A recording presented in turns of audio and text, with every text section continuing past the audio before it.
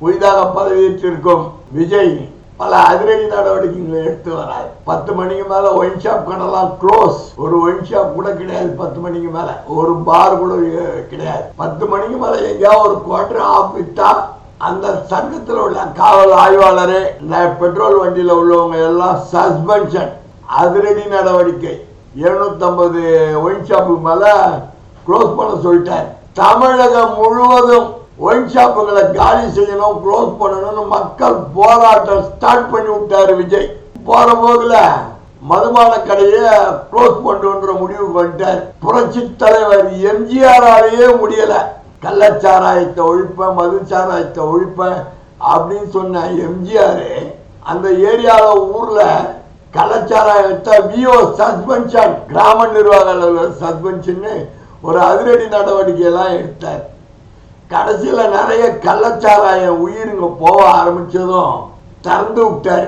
அதுல உதயமானவங்க தான் எத்ராஜ் முதலியார், ராமசாமி உடையார். தமிழகம் முழுவதும் சாராய சாம்ராஜ்ய சக்கரவர்த்திகள்.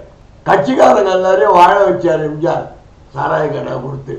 நம்ம விஜய் என்னன்ட்டார், இப்போ ஒயின் ஷாப்பெல்லாம் க்ளோஸ் பண்றேன், மதுபானத்தை இது பண்ணுவேன், 500 மீட்டருக்கு அண்ணாண்டு இருக்கிற கடைகள்லாம் க்ளோஸ் பண்ணுவேன், ஒரு 750 கடைகள்னு கொளுத்தி போட்டார், உத்தரவு போட்டாரு. இப்போ தமிழகம் முழுவதும் ஒயின் ஷாப் கடைகளை கூப்பிட்டு அப்படின்னு பெண்கள் ஒரு போராட்ட கிளர்ச்சியை ஸ்டார்ட் பண்ணிட்டாங்க. அது ஒரு பக்கம்.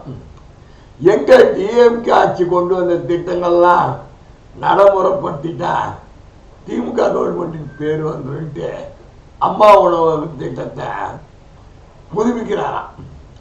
ஒரு வருஷத்துக்கு முன்னாடியே டிஎம்கே சீஃப் மினிஸ்டர் மு.க. ஸ்டாலின் சென்னை மாநகரத்தில் இருக்கிற அம்மா உணவகங்கள்லாம் புதுப்பிக்கிறதுக்கு பேக்கேஜ் டெண்டர் விட்டு டெண்டர்லாம் எடுத்து வச்சுட்டு உட்காந்துக்கிட்டு ஏதோ அங்கங்க பண்ணிக்கிட்டு இருக்காங்க. இப்போ இவர் புதுசாக ஒரு டெண்டர் வைக்க போறார். இப்போதான் கார்பரேஷன் கமிஷனர் மாறுகிறார். அது புது ஆட்சி வந்தால் எல்லா அதிகாரிகள் மாறுறது இயல்பு. பார்ப்போம் என்ன நடக்குதுன்ட்டு சென்னை மாநகராட்சியில். அது வரவேற்க வேண்டியதான். திட்டங்கள்லாம் டிஎம்கே கவர்மெண்ட் அம்மா உணவகத்தை மூடலையே, அவங்களுக்கு தான் தொடர்ந்தாங்க. அதே மாதிரி தான் நீ தொடர்ற. நீ ஒன்றும் புதுசாக ஒன்றும் அறிவிக்கிற. புது காமராஜர் அறிவிச்ச மாதிரியே புது திட்டத்தை அறிவிக்கல.